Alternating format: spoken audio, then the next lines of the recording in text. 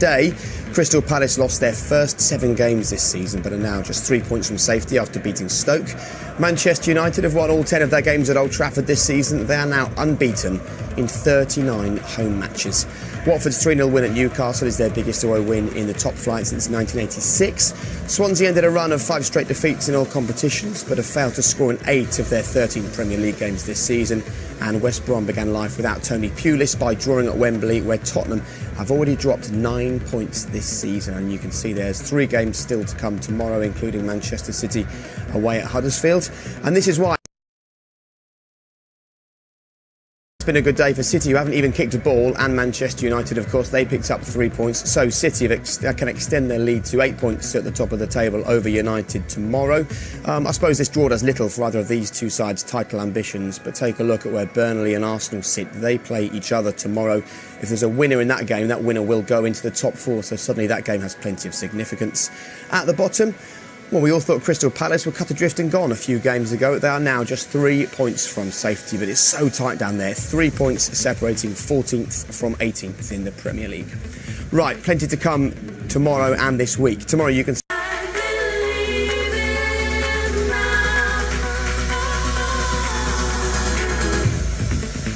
Welcome back. We're live here for the next 90 minutes on your TV till 9 o'clock this evening. A face of frustration at the full-time whistle there from Jurgen Klopp. His side led for so long in this second half, but it was delight for Chelsea and Antonio Conte. He was so frustrated in the build-up to this. Complaints about the flight home, complaints about the tight turnaround after their midweek game in Baku. But it finishes 1-1. The two captains are with Des. Man of the match, would you like to give back to him later on? Thank you, gentlemen. Thank you. Cheers. And Mo was great today, wasn't he? It was a good day for Manchester City, wasn't it? But also Manchester United as well. What with Spurs dropping points in these two as well? Yeah, definitely. And I think it's... sometimes you have your best games when you don't play. Manchester City this weekend have had that. They've got a chance tomorrow to then take that lead on again. But they're the informed team and they're sitting back just cosy at home now watching these games go on. And as you said, the games today have kind of gone their way other than the Man United game. Yeah, they've earned the right to be in that position. So, you're brought on, you're on the pitch for 140 seconds and you managed to do what Willian did. Are you claiming the goal? I claimed a lot of things. Anything anywhere near me, I'd put my hand up for it. Absolutely. Yeah, no, listen, it doesn't matter, as I say. What do you think it was? I think it was a cross. Yeah.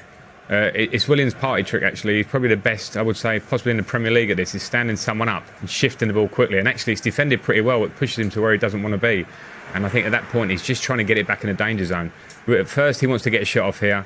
Gets defended well. OK, I'll stick it, hang up at the back post. Fortunately, I think maybe it goes in the far corner. I think Conte has to take some credit today. I think he got his substitutions bang on.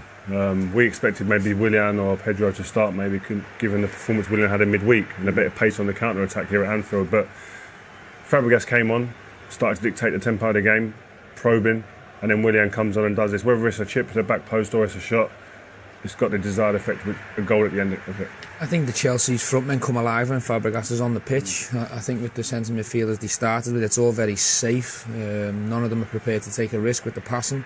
And when they went a goal behind, they needed someone who would threaten Liverpool in behind, and Fabregas has got that vision. And then obviously add Willian to that. You know, they're getting threats from different areas, and that caused Liverpool a lot of problems. So as much as you can praise the manager for making those changes, did he not wait too long? Because it had such an impact on the game. He did it after 73, 74 minutes, not after 65. And we were talking in here, weren't we, saying we felt like it was time for a change. Yeah, maybe it's easier from up here. I think when you're a manager in the moment, you lose a goal, you lose the game, you maybe take a moment to think, what exactly am I going to do here? Maybe it took him a touch long, but I think he got there in the end, and it's 70 minutes or so that he made the change. He certainly changed on that. When Fabregas could get on the ball, get his head up, all the runners were coming from him and the whole momentum of the game changed. I didn't see Morata in the game really until Fabregas came on the pitch. As soon as Fabregas stepped onto that pitch, you saw him started making runs in behind, coming alive to play and link the game up.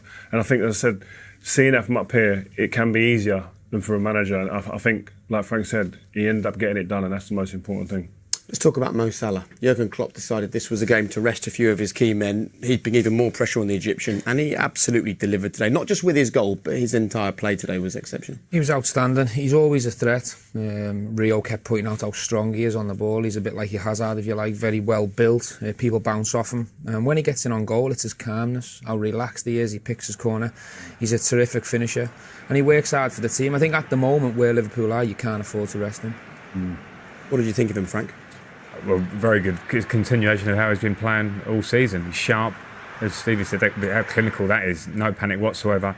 From a Chelsea point of view here, Bakayoko, who we're going to talk about again afterwards, he doesn't get going quick enough. He doesn't recover quickly enough in the first place. We circle him there. And when you don't, you put yourself under pressure. You stretch slightly half-heartedly. And at this level, with the pace of the game and the quality of Salah, once you do that, the game's gone and it's a goal. I think what stood out for me today was his all-round game was so complete. You can roll the ball up to him and hold people off. You're holding Gary Cahill off for most of the first half. And then when he gets turned and face you, he seems to be making the right decision at the right time all the time. And that's what the top-class players invariably do. And he's doing that more than anyone at the moment, especially in a Liverpool shirt. If he carries on like this, he's going to join that list at Chelsea of ones that got away, a bit like Kevin De Bruyne, isn't he? Yeah, he is, and it's difficult. I don't think there shouldn't be too much finger pointing. I was there with Salah. He was young. It was probably an early stage in his career.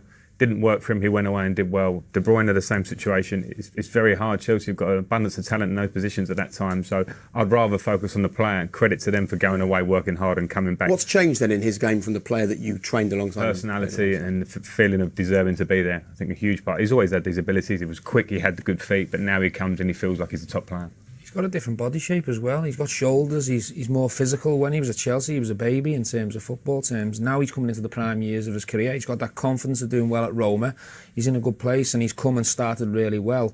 And that's just, continued. I think a big thing when you go to a new club is how you get your first step in the door. Are you coming to be a starter or are you coming to be a squad member to work your way into the first team? I think at Chelsea, it was evident he was coming to work his way in. So therein is a confidence issue maybe. And he seems, from what the guys have said about him, he's not one who's to be out there with all the bravado. He's quite a laid-back character. He's come to Liverpool as a starter and you're seeing the benefits in his performance. And he's risen to the challenge of arriving at a big club. He's been at big clubs before, but at a big club with a big price on his head as well. And he seems to have just almost accepted that, doesn't he? Yeah, but with real humility. You just see it. I think his nature, from knowing him and seeing how he reacts. I like seeing players who score week in, week out. And he's not doing the interviews after the game. Maybe he's a bit shy, but I like the humility in him as well. Is he quiet? I don't really know him too well, but it seems like he's doing his football, his talking on the pitch. I'm not sure whether he's too confident in his English right now, but it doesn't matter. He can forget all the interviews he wants as long as he keeps scoring. He's doing the right talking on the pitch, isn't he? OK, let's hear from Jurgen Klopp. He's with Des. Thank you very much, Julie. Picture of frustration. You just don't know, do you, whether making the change for Lallana makes a difference for the goal, but you can understand, I suppose, his frustration if he feels he had that opportunity to make the change. Yeah, I'm not sure whether it would have made a difference or not. It's impossible to call that one, but when you're a manager or a coach and you're trying to change something or get a player on the pitch, if the referee doesn't give you that chance, of course, and you can see it in not just his as assistant manager as well, that it never happened. We thought it was a surprise today, resting a couple of players, Firmino, but especially going without Sadio Mane. How do you think he now reflects on those decisions? Up until 85 minutes, I thought he would have said it's a good job, I've done the right thing. But obviously, we saw some pictures before Mane. We didn't look too pleased about not being on the pitch. And we said it before, if you're in the opposing dressing room, you're sitting there going, Mane's not playing. One of the most dangerous players, a boost. There's a boost in that change room coming out into the pitch. I think Mane probably would have had an effect on the game, but listen, that's ifs and buts and maybes. But at the end of the day, he's rested a few players, and that's what you need to do in your squad. You can't just play the same players. He's rested a few players and still been ahead against Chelsea with 85 minutes on the clock. Yeah, I don't think he's resting anyway. Both managers said rotation before the game. And I don't think you rotate in this game, Chelsea-Liverpool. I don't think you rotate your best players. I'm not saying it's right or wrong. It's a tight game today. Could have been a draw no matter with all the best players on the pitch. But I think it was a tactical decision on both. And both managers have probably come away sort of half happy with the draw. I think if you're sitting in Liverpool's dressing room as well, you'll be sitting there going, why is he not playing Mane? Put a strongest team out. Mane, Firmino, our strongest players. Play them. You want to win these games. These are huge, massive games live on TV. You want to put your best foot forward. I think there's a little bit of protection for him. I think he's obviously had a couple of hamstring injuries of late because he's been playing them regularly, every game, every minute. I'm not sure whether he's angry over the amount of minutes he's played here or whether something's happened on the pitch, but he's certainly not happy over something. But if you're a player playing as well as he has this season, you want to be playing in these games, don't you? Yeah, of course you do. I think Steve might be right. There might be an issue that we don't know there. That he's not obviously unfit because he's on the bench, but he may be short in some reason and he's trying to protect him maybe. He's saying, let me play, man. put me on the pitch. Looks that way. You think that's what he's saying? Yeah, it's a showpiece. Players, the big players he's been producing over the last year or so for Liverpool, want to play. He wants to go out there and show how good he is, and I think that's his frustrations there from Myers. That's what reading into that. I think that's why Klopp moved his body in the way of the camera, wasn't Just it? turn away from the TV camera and have a conversation over here. Absolutely. Okay, right. Plenty more to come. Don't forget we're live until 9 o'clock. We'll bring you Premier League tonight between 8 and 9. But after the break, we will talk Chelsea.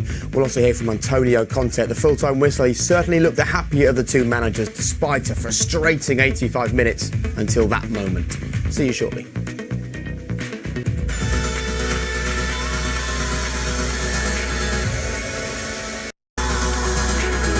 Conte was a frustrated man in the build-up to this game, a delighted man at the full-time whistle. Here are his post-match thoughts. He was delighted, wasn't he, at the full-time whistle? Look, they didn't win the game, but do you sense that they got the balance right between that defensive approach in the first 45 minutes and then just switching things up as we got towards the end? Yeah, I think so. I think that with the players Chelsea have, they're very good at defending. As we say, they're very organised. He sets them up that way, and I think their game plan in the first half worked perfectly. Liverpool didn't have a shot on target. They nullified a lot of their big threats. They got Eden Hazard on the ball. At half-time, he would certainly have been happy. Obviously, the game changed in the second half, but I think their game plan originally was a good one. Especially away from home. You remember, you're coming to Anfield, this is a hard place to come. No matter what team they put out here, the fans demand a certain type of performance, and that's intensity, hard work, with the added bit of quality here and there. And to come here and keep them quiet, especially the way they did in the first half, I thought was testament to the way Conte's team was set up. And when you've got Hazard in the team, you're always going to have an opportunity if you defend well. He was brilliant to watch today, wasn't he? Yeah, it was unbelievable, especially first half. I thought he fizzled out of the game a little bit second half. I think Liverpool coped with him better second half, but the first half he was unplayable, and we were speaking about you've got to get someone close to him, but that's easier said than done because he's so quick, he's so direct, his quality is unbelievable, and you know, when he's at it, for me he's one of the best in the world. He just stands people up. Look, move. Out of the way, gone. And then he doesn't come back. A lot of players you see who can beat people, then they'll come back and want to beat him again, and then don't make the right decision. He gets past you, and then you don't get back at him, and invariably he releases the ball at the right time. Look right there, exactly. I think you're bang on there, Rio, and I think that's something he's really improved. A couple of years ago, he would party time and he would beat someone and come back and beat them again. Now he beats them and he's away and he's straight at the back four and causing problems. And those issues he had towards the end of Jose's time, and it felt like perhaps his head had been turned and he was going to leave. He looks as happy and as content and is playing football as good as ever, isn't he? Yeah, he is, and I mean he's Chelsea's main man. That's a great thing. It's great to be main man at the club. They rely on him. I know him, personally. He's not one for the big show. He doesn't like going out and that. He's got 2 young children, I think, and a wife, very settled from a very young age. So I don't think he needs all the fanfare. He just wants to play good football. On a slightly different note in the Chelsea midfield, how would you rate Bakayoko's performance today? Lacklustre, especially when they didn't have the ball defensively. We said before at half-time, Gary Cahill left fairly exposed. I think Gary Cahill's experienced player should be shouting him and pulling him in about. But here, laboured getting across, doesn't really go through the gears to get and close anyone down. Let's run off him all day today. And I thought that left-hand side, especially in the first half, his left-hand side of the pitch was very much open. And then when he does get on the ball, you expect a little bit of quality. I don't know what he is at the moment. He's very athletic in terms of his build, but I don't see him up in the gears pace-wise at any point in the game. And when he does have the ball, I don't know I'm not sure what midfielder is. I think when you're a Chelsea midfield player and you're going away to Liverpool, you have to understand you can't affect the game on the ball all the game. Liverpool will have a lot of possession. One thing you can do is be at it without the ball, close people down. And when you close people down, you're not just helping yourself, you're helping the next person. You're making that pass harder to make. And today he didn't do it. He was too slow getting there. He let people get their head up and play whatever pass they wanted to. So what is this? Is it lack of confidence? It's not lack of ability, so is it lack of fitness? What's the issue? I don't know. A new league, they're only so long that you can make these sort of excuses. Yeah. I think it seemingly has the attributes. I've seen him play some nice passes and nice touches. There's some good games I've seen him. He's had games where he looks slightly off of it, but he's going to have to realise very soon that he'll have to get that level up again and again. And the basic level is getting tight to people. And then after that, then you go, OK, well, what can you do with the ball as well? I think at the top level, you've got to get your opposing midfielders or opposing players their heads down. As a defender, you're behind that. You're hoping that you're telling your midfielder to get out there, get his head down, so they can't play them passes. It's like a Fabregas. Are you going to let Fabregas, who can put the ball in sixpence, stand there, get his head up? No, you want your other opposing midfielder up against him, head down, so he can't make them type of passes because you're going to get hurt at the top level. What did you make of him? I thought he was very passive today. I agree with Rio, very laboured, slow. I don't think he's found his feet in this Chelsea team yet. I don't think he plays to his strengths. His strengths are his height, his power, his profile, his presence, but he doesn't show that. I think he's caught in the middle at the moment of what type of midfielder he is, whether he's a defensive or an attacking midfielder.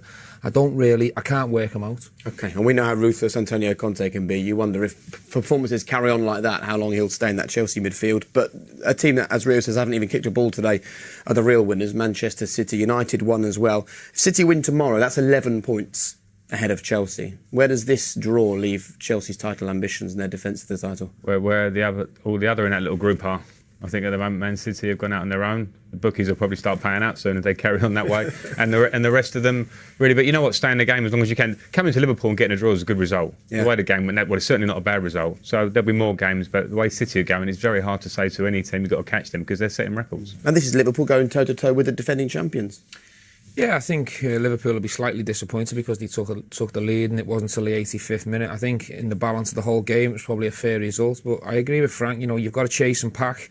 And I think they're all just trying to stay in and hang in there for as long as they can, hoping that Man City have a wobble at some point. OK, right. Thanks for your company. Don't forget, though, you're far from done. We've got another hour to go and it's going to be plenty of fun as well. Just to let you know that you can see Cage Warriors 89 at 8 o'clock. That's in about 3 minutes' time over on BT Sport 3. I'd suggest you stay with us, though. I'll tell you why in a second. Motherwell Celtic you can see tomorrow from 2 o'clock here on BT Sport 1. The Ashes Day 4 continues 11:30 tonight, also here on 1. Right now, though, it's time for Premier League tonight, and the first 15 minutes is live on Facebook, it's live on Twitter. If you've got friends who haven't got BT Sport, they can watch it on those platforms. Give them a call, tell them to get in touch. Your chance to ask these three anything you like. We mean anything. They are open to anything. We'll see you in a couple of moments for this evening's extra special Premier League tonight. Stay where you are.